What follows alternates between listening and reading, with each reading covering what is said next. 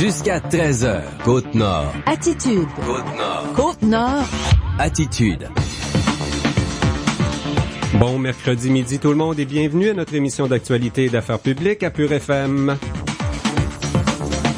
Mon nom est Jean-Saint-Pierre, j'anime Côte-Nord Attitude et ce mercredi midi, je suis en compagnie de notre animatrice de Y'a des matins, Valérie Dionne. Bonjour, bienvenue à l'émission. Bon midi, Jean, merci. Aujourd'hui, on va parler entre autres de chasse, Valérie. C'est le temps de la chasse. Il me semble que c'est la meilleure journée. Là, un matin, les orgnaux, ils ont dû tous sortir après 3 jours de pluie. Ils devaient se promener dans les chemins, proches des chalets même, on sait jamais. On va en parler avec Michel Gagnon. Il est sergent à la direction protection de la faune sur la Côte-Nord, au bureau de cette île. La populaire chasse au gros gibier a commencé depuis samedi. Ça se poursuit dans la zone 19, là, au nord de cette île et Port-Cartier, jusqu'au 16 octobre. Il y a bien des gens qui nous écoutent dans le bois présentement. Cette activité suscite des passions quand même, on le sait chez nous. Des passions qui parfois amènent les adeptes à oublier les règles du jeu, les bonnes pratiques en forêt. On va en parler avec Michel Gagnon de cette saison de chasse.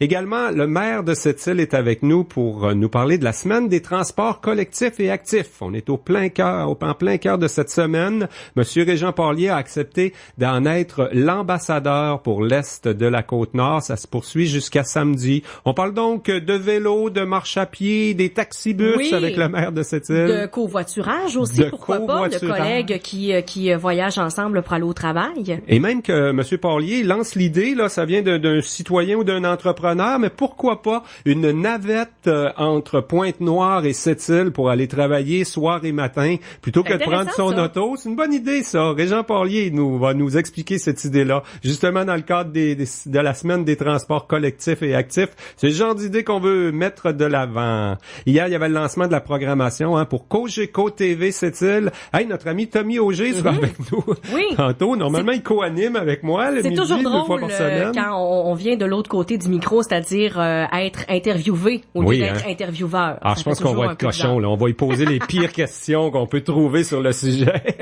Cogeco TV, donc, qui lançait hier midi sa programmation pour cette île et Port-Cartier. Quand même, l'information locale est toujours à l'honneur à Cogeco. On ajoute des nouvelles émissions, dont une sur l'histoire du syndicalisme, l'histoire de Québec-Cartier, également à Port-Cartier. Ça va être très intéressant, ça. Une émission appelée Local 68-69. On en parle de tous les détails de cette programmation avec Patrick Delobel et Tommy Auger vers midi 35 minutes. En toute fin d'émission, Valérie, tu reçois la porte-parole du Musée régional du Boulevard-L'Or. Oui, donc Christine Lebel, le Musée régional de la Côte-Nord, qui ce soir tient son assemblée générale annuelle. Donc on pourra faire un petit bilan, savoir comment s'est passée leur année. Il y a également une nouvelle exposition qui commence à partir d'aujourd'hui. En fait, le vernissage est à 17h30. Ça s'appelle Le Fléché au bout des doigts. Il y a les journées de la culture qui s'en viennent. Il y a plein de choses qui s'en viennent au musée, donc on ne manquera pas de sujet ce midi. Le Fléché au bout des doigts. Comme me faisait remarquer Daniel tantôt, on parle pas des flèches avec des arcs là, pour la chasse. Non,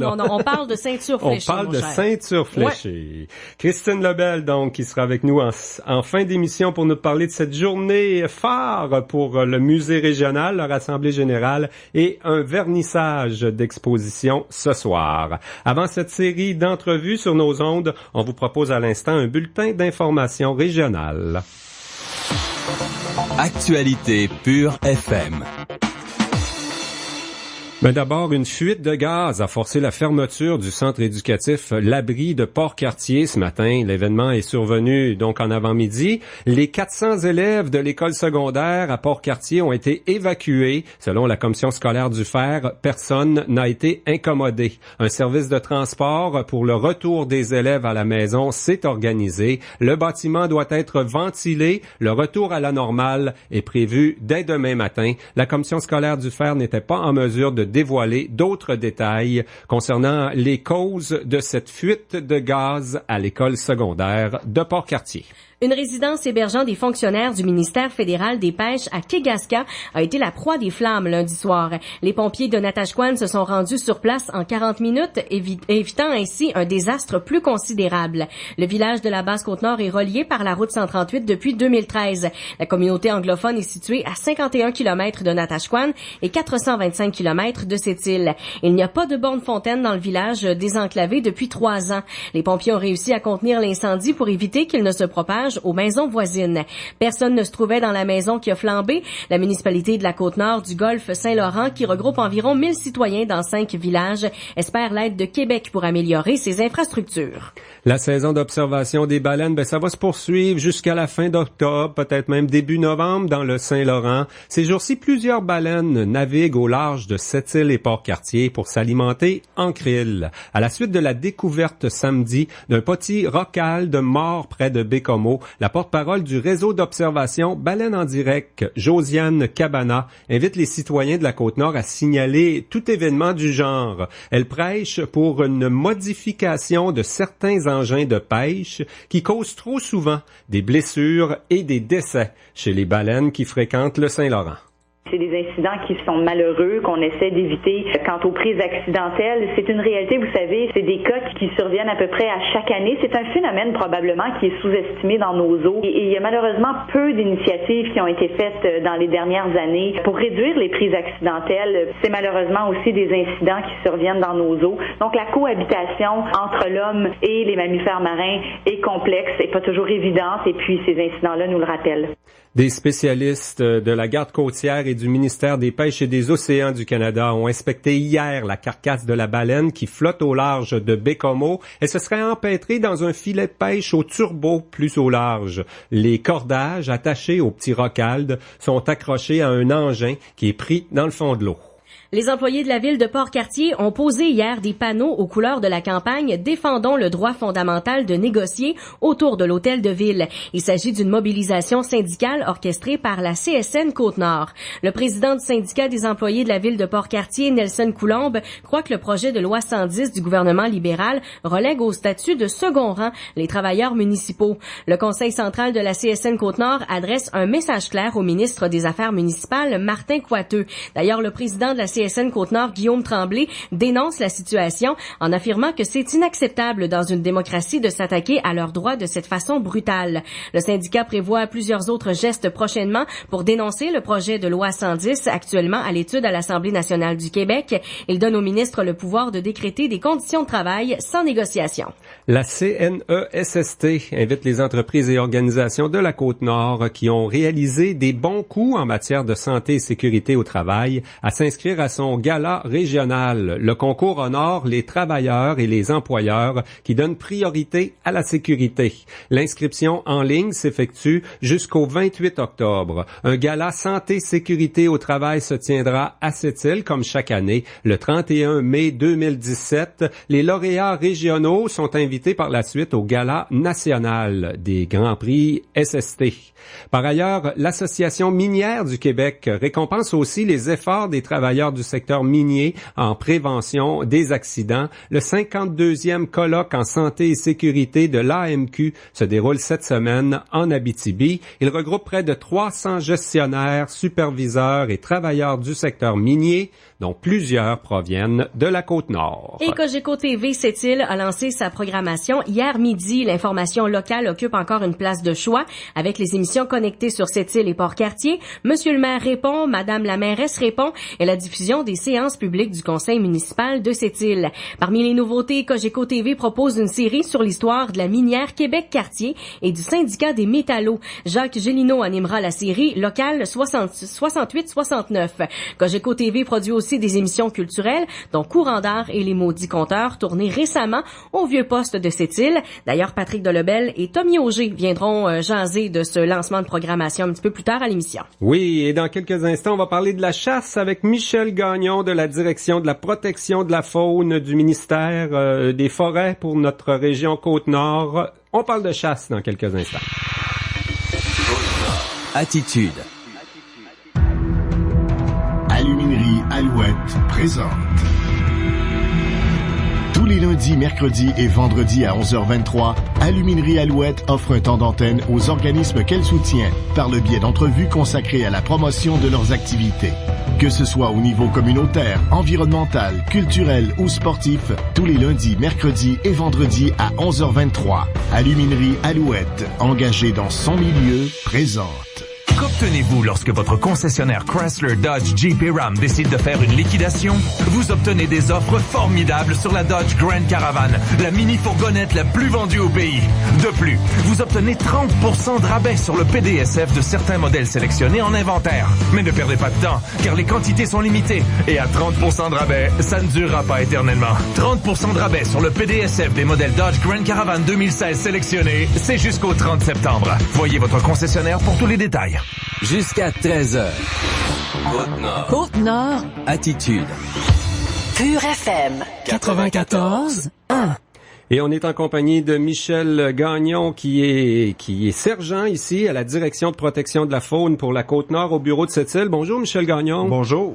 Michel, on va parler de chasse, bien sûr. C'est à pleine saison. Moi, je présumais là que c'était peut-être un matin que ça allait se passer pour bien des chasseurs, parce qu'après 2-3 jours de pluie. Mais les orgnaux, ça marche à tous les jours, ça, dans le bois. Hein? Ça se promène tout le temps, ces bêtes-là. Beau temps, mauvais temps, les bêtes, ils déménagent tout le temps, ils se bougent tout le temps. C'est peut-être plus nous c'est nous autres, ça nous tente on est fragile à la pluie, mais en même temps, quand t'es un chasseur, j'imagine que tu t'attends à ça, d'avoir peut-être des jours de pluie, là. Ah, ça c'est sûr.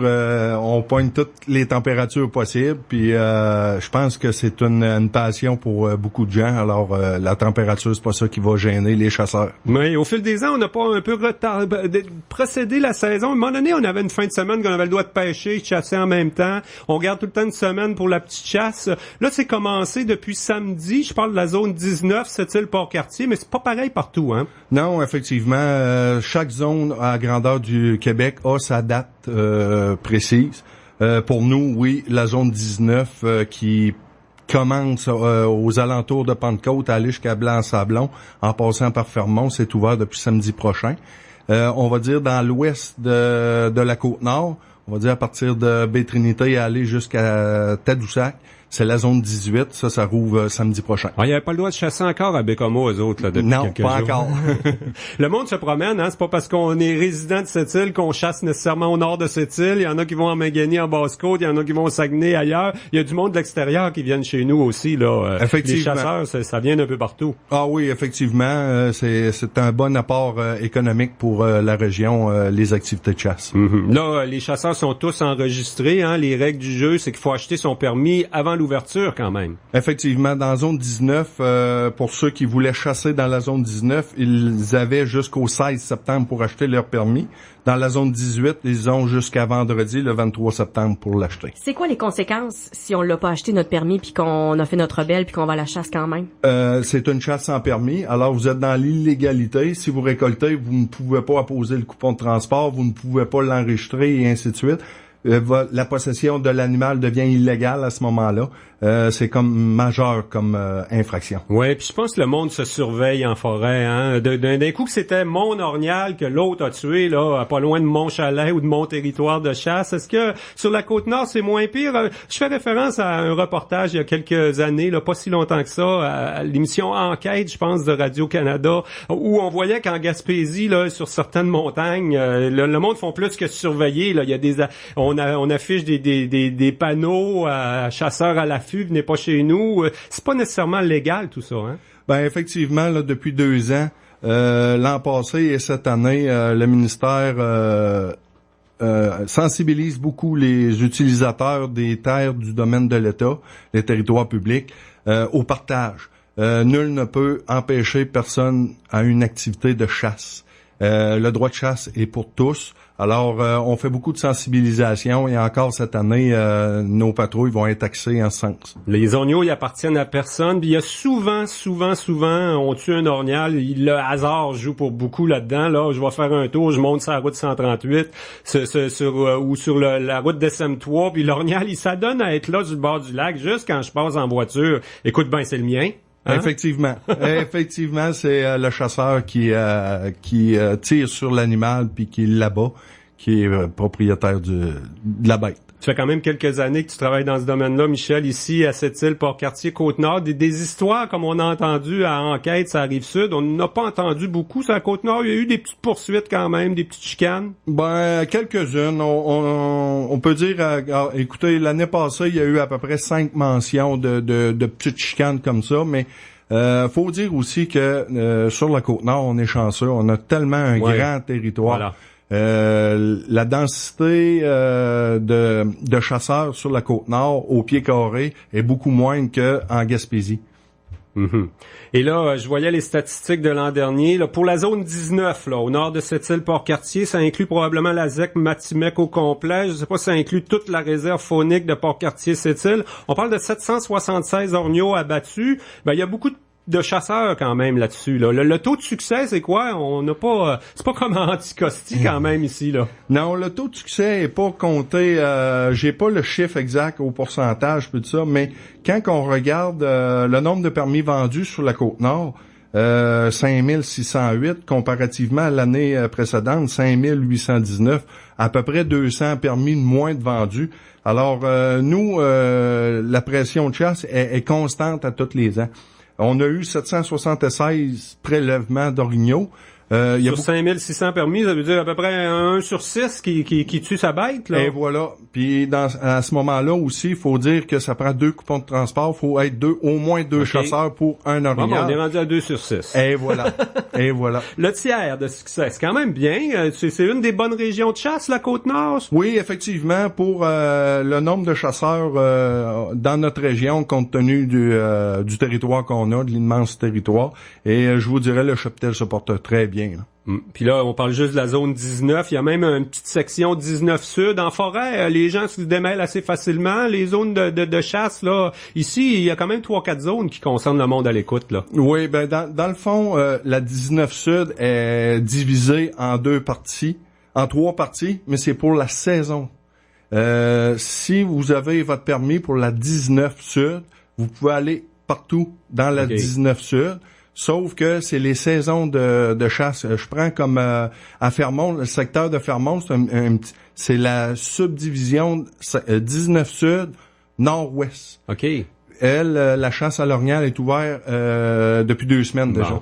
Fait que juste les gens dans le secteur de Baie-Trinité qui sont à peu près entre 2 zones doivent faire attention. Faut que l'orignal traverse une rivière avant de le tirer cette semaine, quoi. Ou une rivière ou une ligne imaginaire, c'est le 50e parallèle qui délimite les 2 zones. J'imagine que si on le voit à 2000 de la côte, on va le déclarer 2000 plus loin. Des petites infractions comme ça, on les laisse passer, quoi? Non. Non, ça vient passer. Du tout. Nous, on est là pour appliquer la loi. Alors... On fait le gros travail. problème, je pense, pour vous autres, c'est, tu l'as dit tantôt, notre territoire est tellement vaste. Je sais pas comment t'as d'agents de conservation de la faune sur le terrain, là, mais ça n'en fait long à couvrir en Moses, là. Oui, c'est sûr. Mais notre travail a changé, on évolue, on développe des nouveaux outils, des nouvelles méthodes. Présentement, là, sur la Côte-Nord, je vous dirais, il y a 22 agents là, sur le terrain. OK. Puis on les répartit sur l'ensemble du territoire de la Côte-Nord, les 5 MRC. On va jusqu'en Basse-Côte-Nord avec 22 agents. Et voilà, c'est réparti dans 8 bureaux sur la Côte-Nord. J'imagine qu'ils n'ont pas le droit de prendre leurs vacances pendant le mois de la chasse, tes agents, là. C'est une période importante pour vous autres. Bien sûr, on surveille aussi le braconnage en tout temps.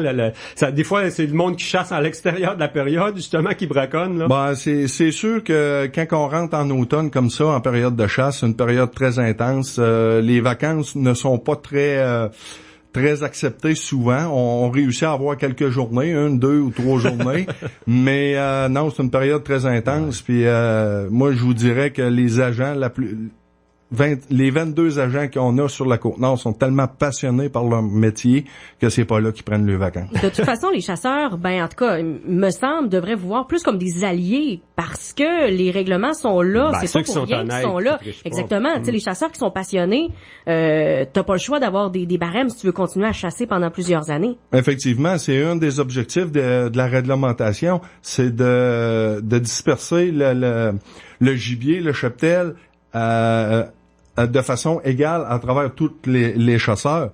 Et puis, je vous dirais que de plus en plus, on va faire de la sensibilisation, puis on va aller voir les gens, on va leur demander des renseignements.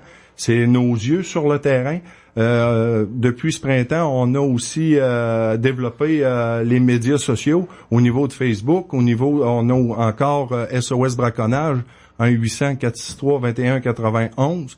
C'est confidentiel. Les gens peuvent nous contacter là directement. Comment on travaille là, dans la période de chasse comme ça? On va vérifier des permis, on se promène sur la ZEC, sur la réserve faunique et même aussi dans des territoires libres entre les deux ou à l'extérieur de ça. Là, tu viens nous voir à radio, t'en es un agent de la faune, t'as ton gun là, à ceinture. Tes 22 agents, ils sont quand même armés, mais c'est pas pour s'en servir, quoi? Non, c'est pour leur protection personnelle, mais je vous dirais que on se promène jamais, on patrouille. Et puis, c'est toujours, de plus en plus, on enquête. C'est selon les renseignements, c'est selon les données qu'on a d'année en année. C'est beaucoup planifié nos patrouilles. On va aller dans des secteurs plus chauds, on va aller plus souvent qu'autrement aller enquêter et rencontrer des personnes pour avoir du renseignement aussi. Il y a d'autres gens qu'on peut croiser en forêt qui ont le droit de nous demander si on a notre permis. Je pense sur le territoire de la ZEC Matimec, là, eux autres, ils ont pas leur propre agent. Sur le territoire de la réserve faunique aussi, ils ont des employés qui font ça? Ben, dans les territoires structurés, la plupart ont des assistants à la protection de la faune qui ont à peu près presque les mêmes pouvoirs que nous. Dans le fond, le pouvoir, c'est d'identifier les personnes, de vérifier au respect des règlements sur le territoire, sur chacun de ces territoires fauniques-là, que ce soit pour la réserve Port-Cartier-Sept-Îles, sur la ZEC Matimec, sur la ZEC Baie-Trinité, et ainsi de suite. Mm-hmm. Et t'as mentionné, tu l'as nommé le numéro tantôt, on va leur dire à la fin de l'entrevue, là, pour rejoindre les gens de SOS Braconnage. Ça répond en tout temps, on peut appeler pour tout genre de signalement, quoi? Tout signalement d'acte illégal devrait passer par là. Puis c'est 24 heures sur 24, 7 jours sur 7. Puis ces gens-là sont capables de communiquer avec nous dans nos camions quand on est sur le terrain en forêt.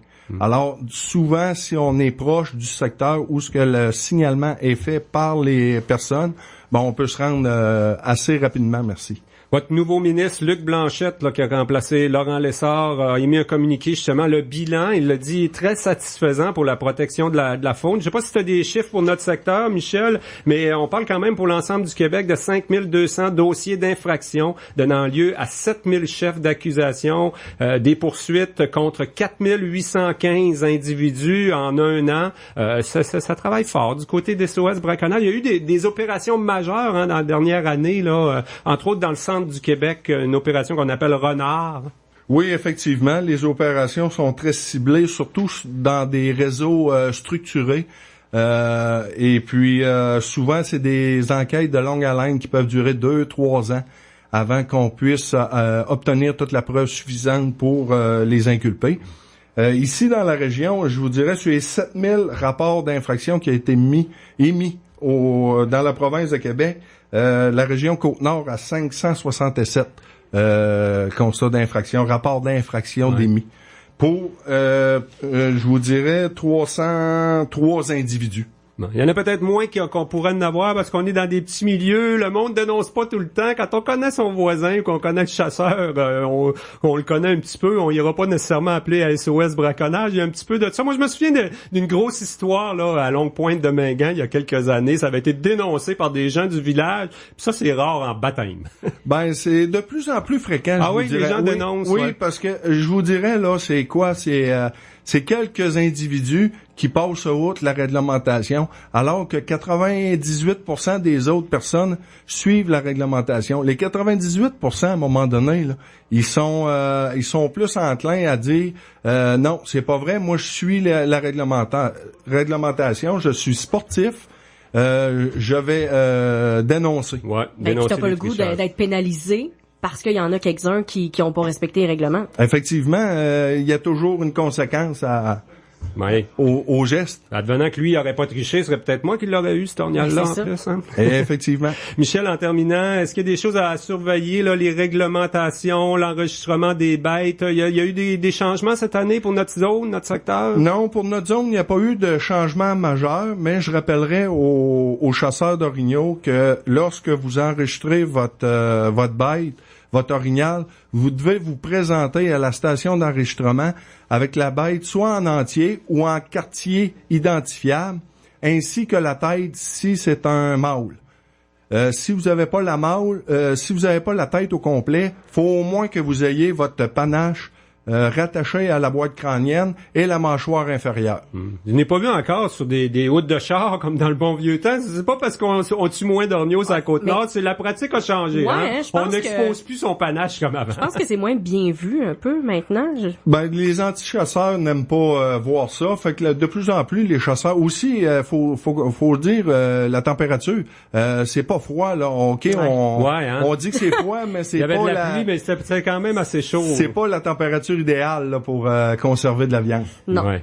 Mais là, ça va jusqu'au 16 octobre. D'ici là, il risque d'avoir un petit peu de frisquet, puis les bêtes vont se promener en masse. On s'attend à des statistiques comparables cette année, j'imagine. Ah oui, je suis convaincu que ça va être comparable aux dernières années. Bon. Eh bien, Michel Gagnon, un gros merci pour toutes ces informations. Il nous reste juste à souhaiter une bonne saison de chasse à tout le monde. Tout en sécurité. Et aux veuves de chasse aussi qui restent à la maison. Certain. Ben, il y en a beaucoup des femmes qui vont à la chasse. Hein? Je sais pas si les permis, là, sans croissance, le nombre de permis est mis à des femmes, j'imagine. Moi, je vous dirais que sur le terrain, on rencontre de plus en plus de femmes qui sont adeptes de la chasse. On n'a pas de statistiques, par exemple, qui définissent quel... Ça pourrait être bien pour l'année prochaine, ça, pour la prochaine entrevue. Savoir le pourcentage de femmes qui vont à la chasse, puis le pourcentage qui restent veuves à la maison pour ces vacances de nos gars. C'est ça. Un gros merci, Michel. Au plaisir. À la prochaine. Régent Porlier, qui est maire de cette île, mais aussi porte-parole de la Semaine des transports collectifs et actifs, sera avec nous dans quelques secondes. Côte-Nord. Attitude. Pure FM 94. Bon, ma petite dame, ça, c'est votre contravention pour votre excès de vitesse. Ah, c'est bien cher. Hey, serais-tu OK avec vous si je payais 50% à la place? Ouais? Non? Non? Cette petite dame est en fait une habituée de la boutique Attraction. Seulement hier, elle s'est offert un forfait aventure qui va vite à 50% du prix régulier. Toujours un minimum de tout. Boutiqueattraction.com. Des offres exceptionnelles, sans exception. Boutique Attraction, hein? Jusqu'à 13h. Côte-Nord. Côte-Nord. Attitude.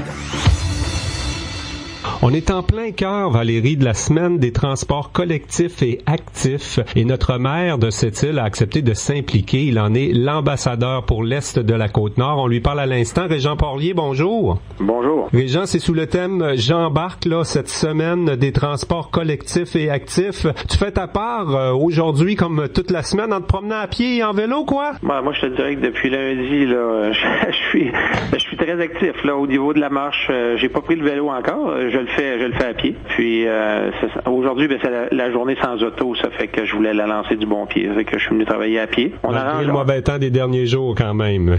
Ouais, malgré tout. Hier, ça commence à sentir l'automne un peu, mais c'est pas grave. C'est vigorifiant. Ça vient de la table intersectorielle régionale en saines habitudes de vie. Ça doit être eux qui t'ont demandé de t'impliquer dans cette semaine-là. Qu'est-ce qui te motive à être ambassadeur d'une semaine des transports collectifs et actifs comme ça? Ben, honnêtement, en partant, c'est quelque chose qui me tient à cœur d'avoir une population en santé. Il y a aussi naturellement le petit côté environnement à la chose, le fait de pas prendre la voiture, ça fait moins de pollution. Donc on joint l'utile à l'agréable, d'une pierre deux coups, si on peut dire. Mais surtout, et je le vois de plus en plus, je vois que les gens bougent à cette île et c'est drôlement intéressant. Encore ce matin sur la piste cyclable, des gens qui s'entraînaient. Malgré que l'automne, ça commence à sentir l'automne, moi ça m'encourage tout ça. Je le sens qu'au niveau de la population, là, de plus en plus de gens prennent leur santé en main, puis ils font des efforts. Donc, je me devais à quelque part d'essayer de, moi aussi, de prêcher par l'exemple. J'essaie déjà de faire mon sport à l'occasion pour venir un équilibre, mais pendant la semaine de transport actif, ça allait de soi que je doublerais la mise. Fait que j'essaye, ça va être tout le long de la semaine, à part naturellement s'il y a des rencontres que je dois tenir à la dernière minute pour lesquelles j'aurai pas le choix peut-être de prendre la voiture, mais sinon je vais marcher beaucoup cette semaine. Donc faut pas se surprendre de voir le maire à pied cette semaine. Et tu sais qu'ils t'ont mis de la pression à la table intersectorielle et la 6 Côte-Nord là qui est derrière tout ça. On te fait dire dans le communiqué que tu devrais en faire plus, que tu devrais prendre plus de temps pour le vélo et la marche à pied là. Ils me le font pas dire, c'est moi qui le dis parce que je suis bien conscient. C'est sûr que le travail que j'ai, puis là aujourd'hui, moi je peux très bien comprendre qu'il y a des gens qui peuvent pas ne pas utiliser utiliser la voiture, là, ne serait-ce que pour le travail. Il y a bien des gens qui sont obligés de le faire. Par contre, il y a des fois où on peut faire le choix. Ça demande un peu plus d'organisation pour notre journée, puis dépendamment du travail qu'on a, naturellement, mais c'est possible. Puis c'est vrai que quand je dis que je pourrais en faire un peu plus, mais je pensais aux deux volets, là. Je pensais au volet de l'activité, je pensais aussi à l'environnement. C'est clair qu'on peut en faire plus. Il y a beaucoup de gens qui voyagent seuls encore et qui pourraient avoir l'occasion de faire du covoiturage. On voit toute la filée de voitures aussi qui part travailler à Alouette tous les matins et qui revient le soir. On est habitué comme ça. Puis c'est vrai que c'est le fun d'avoir notre voiture. Je vais le dire comme ça, c'est le fun d'avoir notre voiture. On est indépendant, on va où ce qu'on veut quand on veut. Mais il y a un coût à ça au niveau collectif. Mais bon, je pense que c'est un pas à la fois et graduellement on va y arriver. Alors moi, je pense que je me dois de prêcher par l'exemple. Je vais tenter de me faire ma part au fil du temps. Ben, à la ville de Sept-Îles, on a quand même vu un effort pour justement le transport actif avec le sens unique sur la rue Arnaud qu'on a inauguré cet été. Je pense que justement ça amène les gens à plus aller marcher sur cette rue-là, entre autres. Là. T'as raison. Écoute, on veut en faire une rue où est-ce que les gens, plus de piétons, plus de vélos, où les gens prennent le temps. Mais cette île, c'est vraiment culturel à mon avis. Là, on est habitué d'avoir le stationnement en avant de la bâtisse où on va, puis finalement on a plein de stationnements partout. Il y a bien des villes au Québec où est-ce que tu stationnes, tu vas prendre ta marche pour aller dans le centre-ville. Tu n'auras pas toujours le stationnement tout près. Et ça fait en sorte que les gens, à pied ou à vélo, prennent le temps de regarder, prennent le temps de se parler aussi. Ça rend un milieu de vie beaucoup plus actif, beaucoup plus vivant que de juste passer en voiture dans le train-train quotidien. Là. Donc le sens unique, je crois que sur le moyen et long terme, va nous apporter beaucoup, va nous redonner ce milieu-là de vie plus aux citoyens, puis va créer une certaine dynamique où les gens prennent un peu plus le temps. Et c'est un beau coin en plus, c'est qui est à développer, mais le sens unique va nous aider. Jean Paullier, pour toi et moi, c'est facile, on reste pas loin de notre lieu de travail, là, de dire qu'on va travailler à pied. Par contre, pour des gens, tu as mentionné les gens de chez Alouette, quelle est ton évaluation là, de notre système de taxibus? Parce que bon, les gens qui viennent de plus gros milieux urbains comme moi, on est habitué de voir des vrais autobus aux demi-heures. À Montréal, des fois, c'est aux 3 minutes. Pour ici, là, quand même, le transport collectif, on n'a pas toute une amalgame de parcours en autobus. Là. On a des taxibus. C'est efficace quand même, d'après toi? Oui, je crois que c'est efficace ce qu'on a, mais c'est à la hauteur de ce qu'on peut avoir aussi. On n'a pas une population de 60 000, là, on a une population de 27, environ 25 000. Donc, ce qui a été mis en place, c'est par mes prédécesseurs. Là. Le taxibus, c'est une excellente initiative qui fonctionne bien. On me disait que la demande avait quand même augmenté au cours des 2 dernières années. Peut-être pas la dernière comme telle, mais en tout cas, elle me disait les 2 d'avant, là, les 2 qui ont été répertoriés. Ça avait augmenté. Il y a toujours on regarde toujours est-ce qu'on peut élargir, faire mieux, mais on a ce qu'on peut pour l'instant avoir, mais il y a encore de l'espace. Et tu sais, comme je le disais tantôt, les gens qui vont travailler à Pointe-Noire, là, il y a encore beaucoup de gens qui sont seuls dans leur voiture. Il peut se développer des choses. Puis j'ai quelqu'un aussi qui me parle d'un projet, peut-être une desserte maritime pour la Pointe-Noire éventuellement, ce qui pourrait être drôlement intéressant. Où est-ce que un bateau pourrait partir d'ici en ville, là, puis traverser l'autre côté. J'espère que c'est des choses qui vont se concrétiser, honnêtement, parce que ça serait un gros plus. On parle souvent d'enlever des camions sur la route, parce que la route, on a une, puis il y a beaucoup de monde dessus, puis des gros camions. Mais il y a aussi espace à faire des efforts du côté du covoiturage. Je suis convaincu de ça. Comme je le disais tantôt, c'est une question de culture. Je vois encore, moi, des gens partir de chez eux, aller au dépanneur à 2 coins de rue, laisser virer la voiture, puis on rembarque là-dedans, on se retourne pour aller chercher un petit quelque chose, une peine de lait. Regarde, on est en 2016, là, je pense qu'il faut tenter du moins d'essayer tranquillement de passer à autre chose, de se conditionner. Ça prend de la commodité. Toi qui es natif, si je me souviens bien, de Port-Cartier. Entre Port-Cartier et Sept-Îles, quand même, l'autobus est de plus en plus plein. Je pense qu'avec le cégep, les horaires, là, il y a de plus en plus de gens qui voyagent collectivement entre Port-Cartier et Sept-Îles. T'as raison. Puis, tu vois, un autre des enjeux... Ça se faisait pas quand t'étais jeune, ça?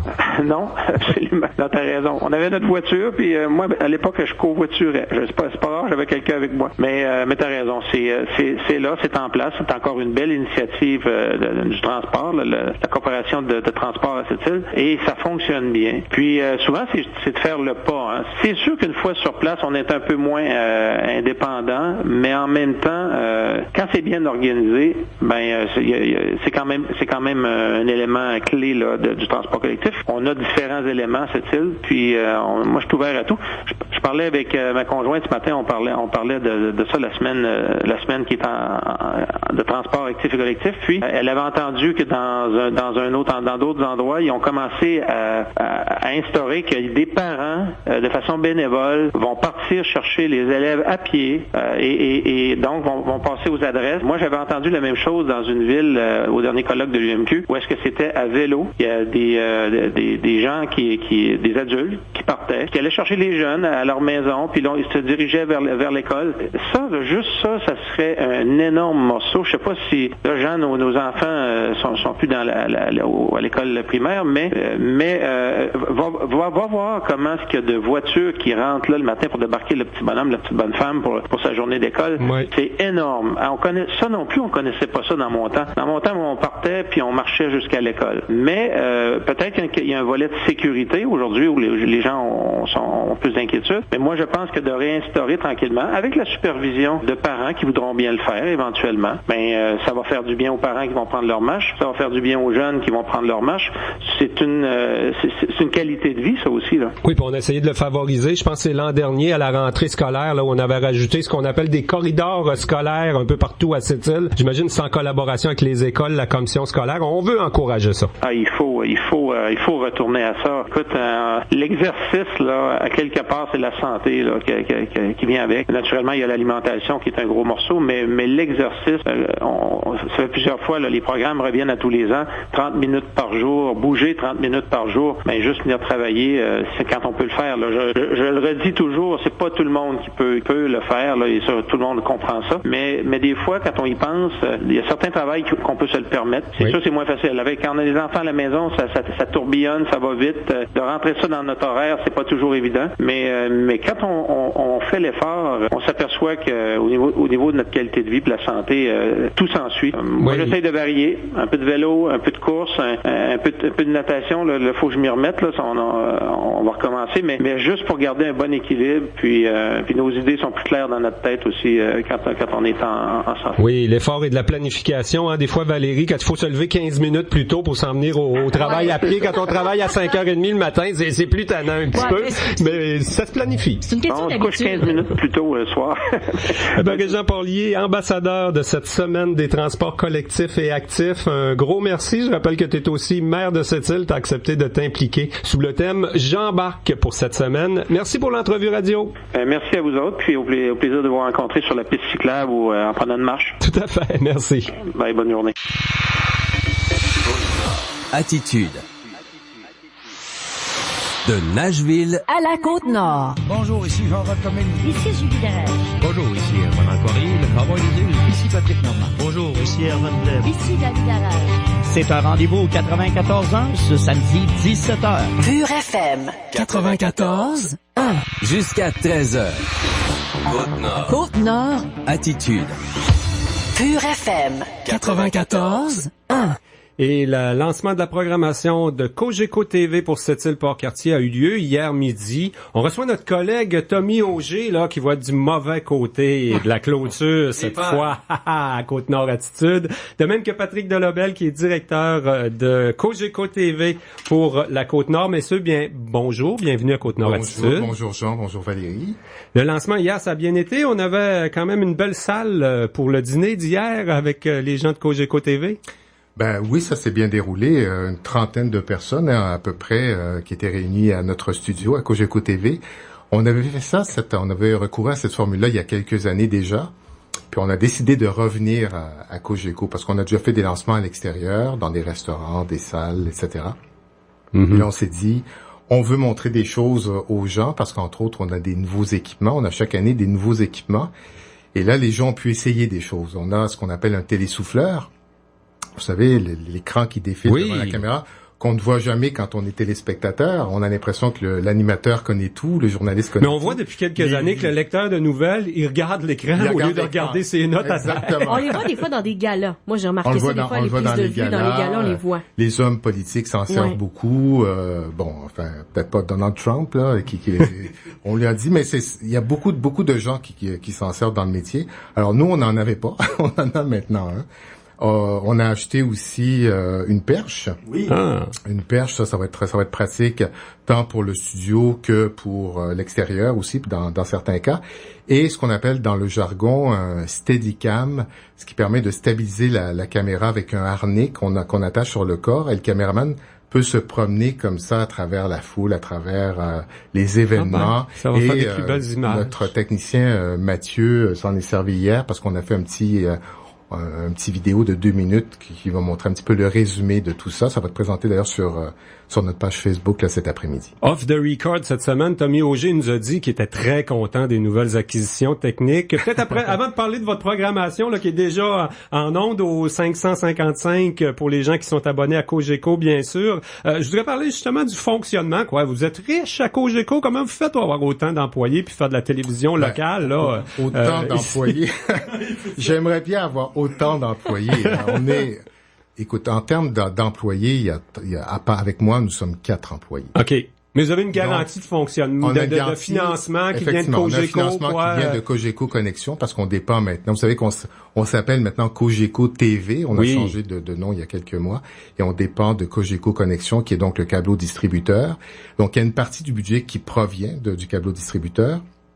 Mais il y a une partie du budget qu'on doit chercher dans la communauté. Donc, on a des partenaires, des commanditaires. Ça, c'est mon rôle, entre autres, en tant que directeur, d'aller chercher ces partenaires. Bon. Mais chaque année, effectivement, on a quand même de l'argent qui est prévu pour l'achat d'équipements. Bon. Alors, dans ce sens-là, on est privilégié parce que même quand on compare avec d'autres médias plus établis, plus officiels, on s'aperçoit qu'on est drôlement bien équipé. Puis d'année en année, c'est sûr qu'il faut changer des fois des équipements, il faut changer des caméras, etc. Mais bon an, mal an, je pense ça commence à avoir de l'allure, comme on dit. Surtout depuis le mur vert, qu'on est à peu près le seul en ville à avoir.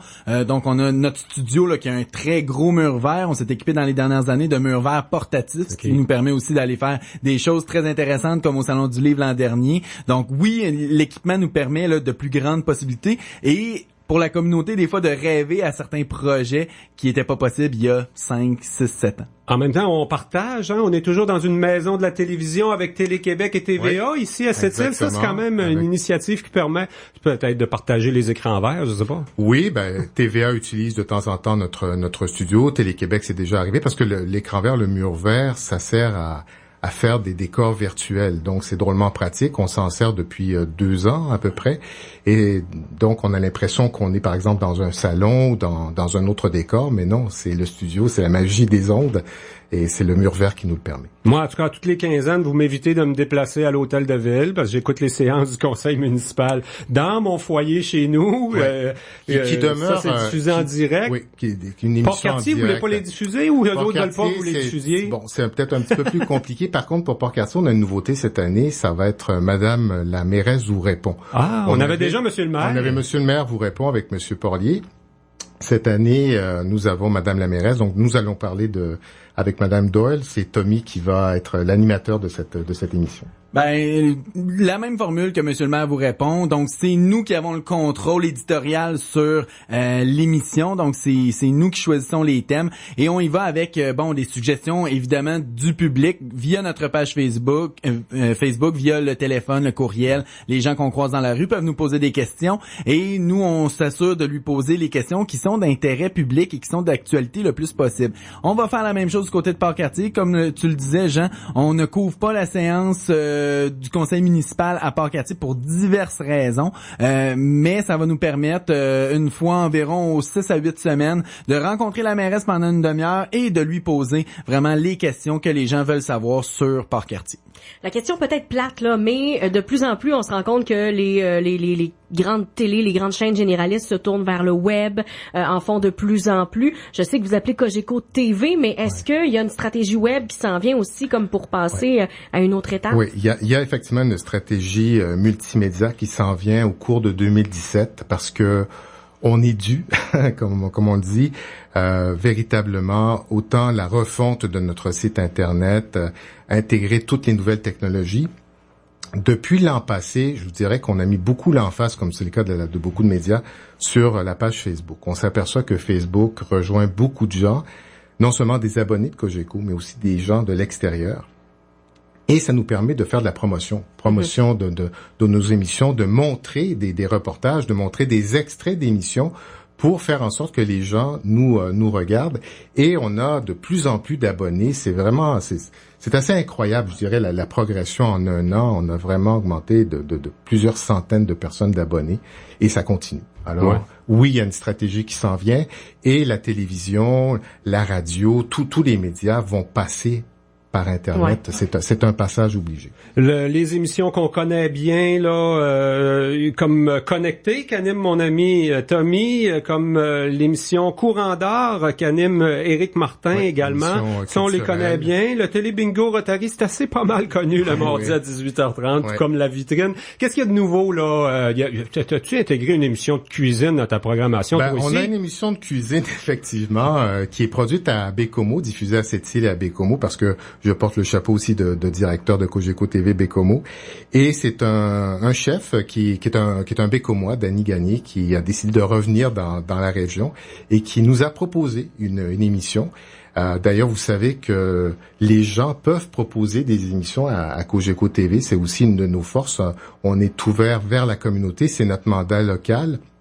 Donc, on peut recevoir les idées d'émissions. Ça veut pas dire qu'automatiquement on va pouvoir les réaliser, les produire, mais ça c'est un bon exemple où il m'a approché, on a regardé ça ensemble, et là il y a une émission qui s'appelle Un chef dans votre salon qui est diffusée depuis la semaine dernière et qui met l'accent sur les produits nord-côtiers et tous les gens, les producteurs qui travaillent dans le domaine agroalimentaire sur la Côte-Nord, région de Manicouagan, région un peu de cette rivière aussi. Autre bon exemple, j'imagine que c'est des grandes gueules qui vous proposent des émissions de TV. C'est le cas de Georges Gélineau. C'est le cas de Georges Gélineau qui a fait Maya l'an dernier. Mais là, je trouve qu'il y a un très, très beau projet. Ça s'appelle Local 68-69. Oui. On parle donc des métallos, puis de l'histoire de Port-Cartier, de Fermont, de Québec-Cartier. De Québec, c'est ça. De Québec-Cartier. L'histoire de Québec-Cartier vue par la lorgnette des syndicats, du syndicat, des anciens officiers syndicaux. D'ailleurs, Jacques est le dernier président de ce local-là quand il y avait Québec-Cartier. Donc, il fait partie aussi des gens qui sont interviewés, que on va pouvoir regarder. Mais c'est très intéressant parce que, en effet, c'est assez rare qu'on entende de point de vue syndical autrement que dans les cas où il y a des grèves ou des conflits, alors que là, c'est pas ça, là. Bien sûr, on parle de conflits à l'époque, mais de l'évolution des salaires, des conditions de travail et tout, qui ont véritablement changé de fond en comble du début des années 50 jusqu'à peu près aux années 90.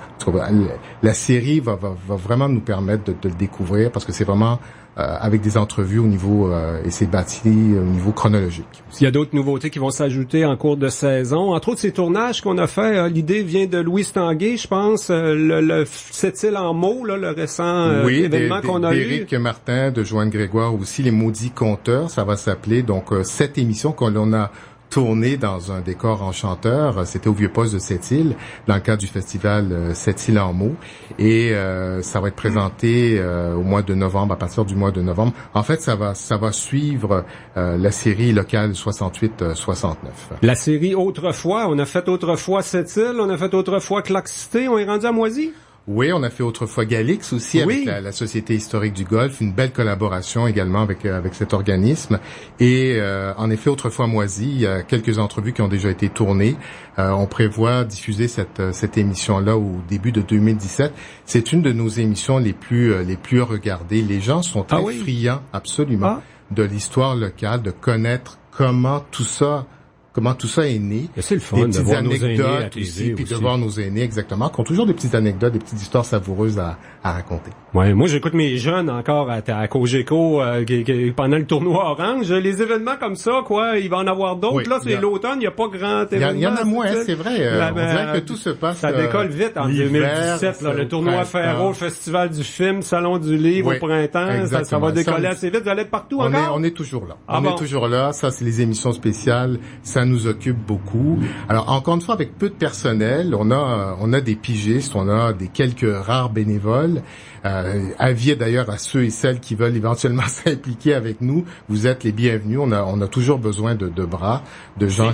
C'est à différents niveaux, hein, faut le dire, là. C'est pas nécessairement les gens vont dire, je vais être bénévole, je veux pas faire de la caméra ou je veux pas être devant la caméra. Il y a tellement de métiers qui entourent. Ça peut être preneur de son, assistant à la réalisation, ça peut être, il y a tellement de métiers qui se font derrière et devant la caméra. Si ça vous tente de découvrir la télé, là, appelez-nous, venez nous voir à nos bureaux, puis je suis sûr qu'on va avoir quelque chose à vous trouver, c'est sûr et certain. Il y a aussi la programmation nationale de Cogeco, si je peux l'appeler ainsi, dont Chansons via Country, ça doit être très populaire auprès des auditeurs de Pure FM, entre autres. Une émission qui a plus de 15 ans. Atchoum pour les enfants. Il y a quand même plein d'affaires. On peut avoir les détails où, Patrick? Site internet, cogeco.tv, quoi?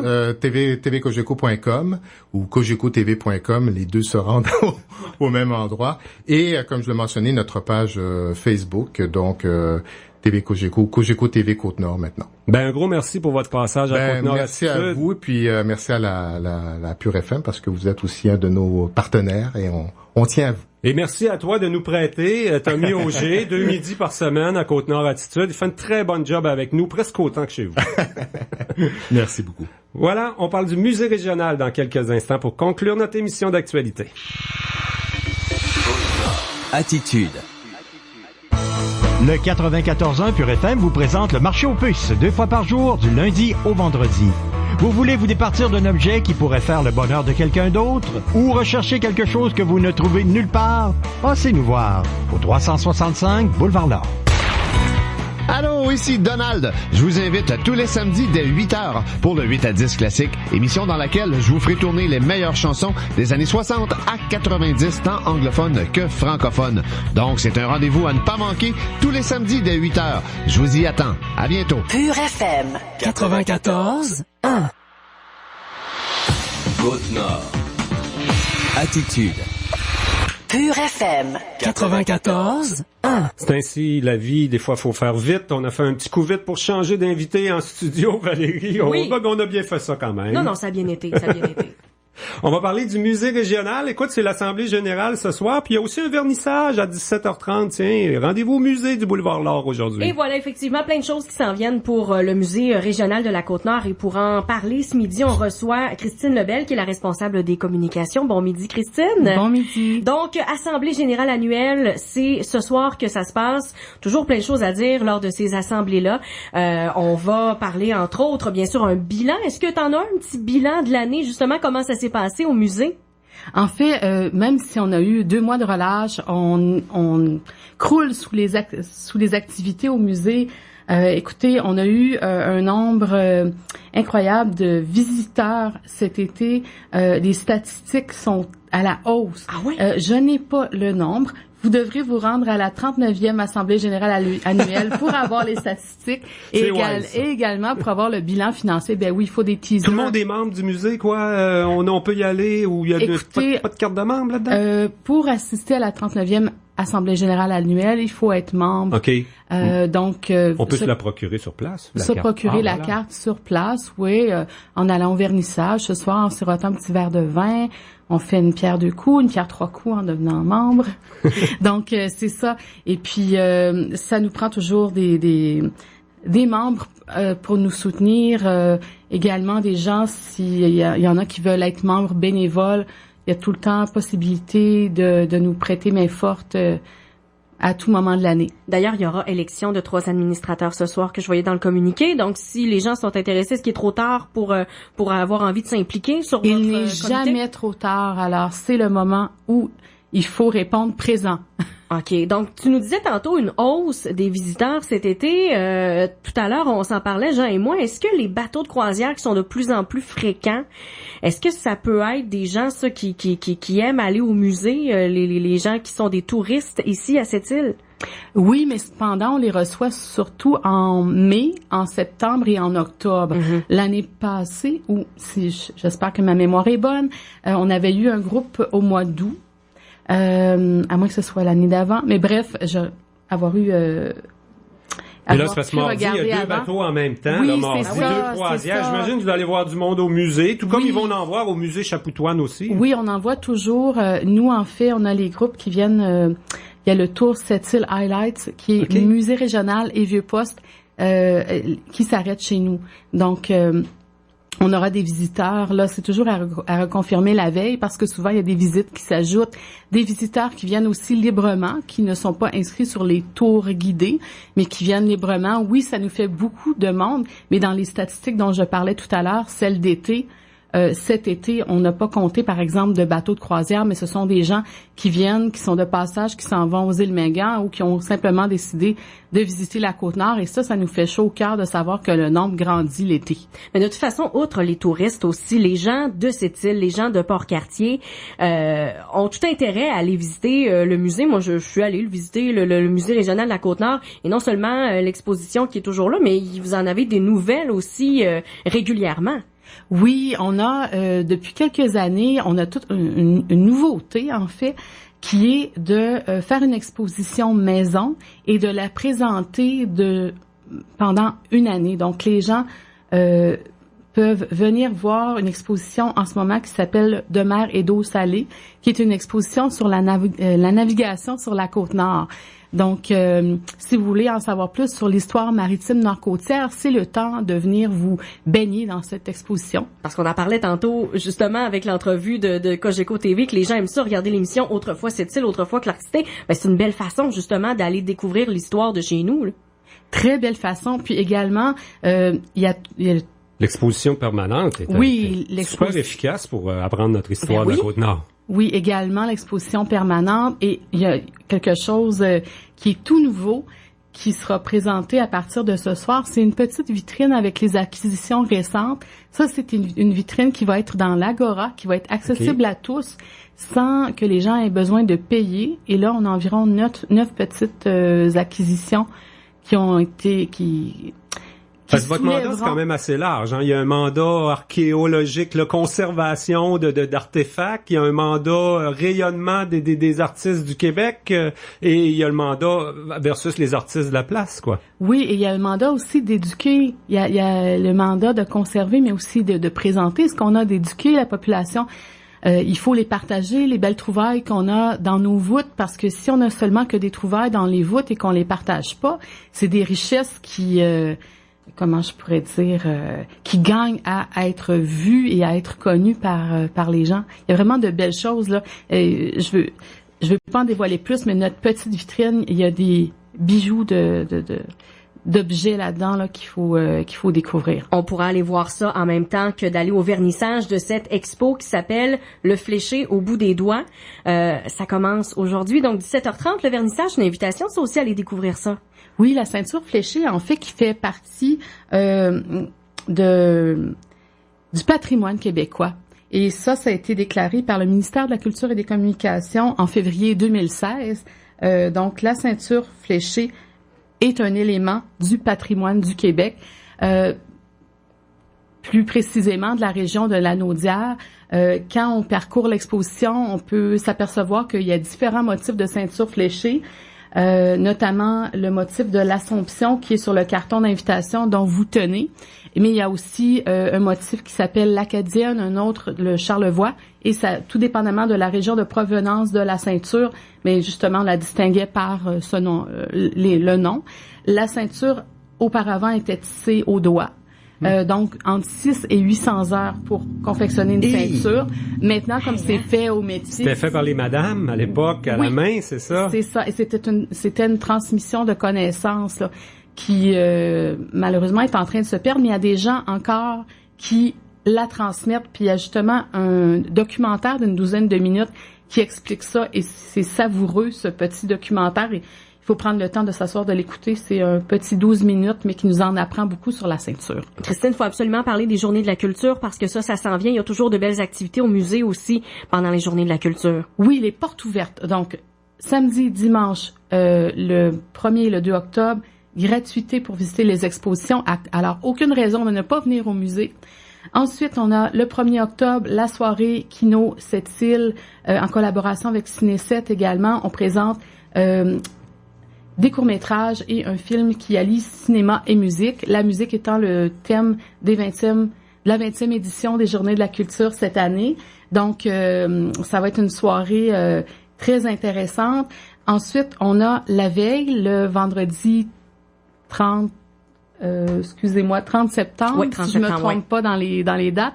Les gens du Grénoc, alors, qui nous présentent une 3e publication. Et ça, je suis désolée. Ils vont être là lundi pour venir nous en parler, Monsieur Pierre Roussel du Grénoc. Ouais. Ça fait qu'on va se garder les détails pour lundi si ça te fait rien. Ben, c'est parfait. Donc, on a bien compris le message. Aucune raison de pas aller au musée, soit ce soir pour l'Assemblée générale ou le vernissage à 17h30, ou soit qu'on attend les Journées de la culture parce que ça va être gratuit. Ou 30 septembre, 1er, 2 octobre. Écoutez, il y a des belles choses au musée. On n'est pas... ne soyez pas gênés. Nous ne sommes pas gênants. On sort pas beaucoup, sauf pour venir vous voir à la radio, mais sinon, on adore la visite, donc venez nous voir, ça va nous faire plaisir. Et on devra vous réinviter parce qu'on n'a même pas le temps de parler de l'exposition qui s'en vient en janvier prochain, mais on vous réinvitera pour parler de ça. Moi, la seule personne que j'ai vu porter une ceinture fléchée dans les derniers mois à cette île, c'est le directeur du musée. Il paraît que c'est un spécialiste, Christian Marcotte. Oui, en fait, Christian, au niveau du vêtement... au niveau historique, là, c'est la personne à réinviter pour revenir vous en parler au musée, à la radio. Bon, donc, on met ça sur notre liste pour parler des ceintures fléchées. Un gros merci, Christine Lebel, pour ton passage à Côte-Nord Attitude. Ça fait toujours plaisir de vous voir. Alors, belle journée ensoleillée. Venez nous voir, venez célébrer le fléché avec nous. Notre émission se termine comme ça, Valérie. Un gros merci pour ta co-animation. Merci à toi, Jean. Au revoir.